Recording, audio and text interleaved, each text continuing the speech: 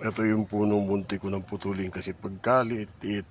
Pero tingnan mo, namunga. Hanggang dibdib ko lang ang puno niya. Sayang naman, ilang bunga yan. Isa, dalawa, anim, siyam. May isang puso.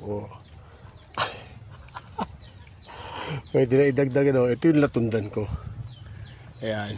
Yung latundan, yun sa kabila, senyorita, at saka yung